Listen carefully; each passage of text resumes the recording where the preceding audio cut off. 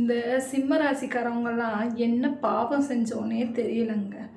ஏன்னா யாரை கேட்டாலும் இந்த சிம்ம ராசிக்கு நியூ இயர் அன்னைக்கு நீயா நானால கோபிநாத் அவர் சொன்ன மாதிரி நீயே குழி தோண்டி போய் படுத்துக்க, அதுதான் உண்மை.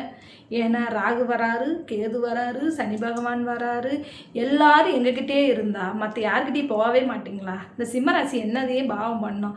இதில் வேற ஸ்டார்டிங்லேயே எனக்கு பிடிச்ச சிம்மராசி நண்பர்களே அப்படின்றீங்க, வீரத்தில் விளைந்தவர்களே அப்படின்றீங்க, அப்புறம் ஆளுமைத்தன்மை உடையவர்களே அப்படின்றீங்க. ஆனால் வீட்டுக்குள்ளே எங்களை போட்டு குமுறுன்னு குமுறுறாங்க, அது யாருக்கும் தெரிய மாட்டேங்குது. வெளியில் வந்துட்டு கெத்த நாங்களும் சிரிச்சுக்கிட்டு எவ்வளோ நேரம்தான் அடி வாங்காத மாதிரியே நடிக்க முடியும். வடிவேல் மாதிரி தான் எங்களோட நிலமை ஆகிப்போச்சு. உள்ளே வந்து கோவேசரில் குமுறுன்னு குமுறுவாங்க, வெளியே வந்து நான் தான் அடித்தேன்னு பில்டப் பண்ணுவார்.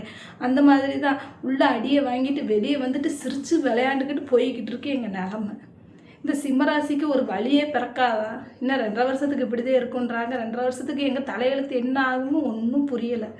எத்தனை பேர் இதே மாதிரி புலம்பி இப்படி இருக்கீங்கன்றதை மறக்காமல் கமெண்ட் பாக்ஸில் சிம்மராசி நண்பர்கள் சொல்லிட்டு போயிருங்க.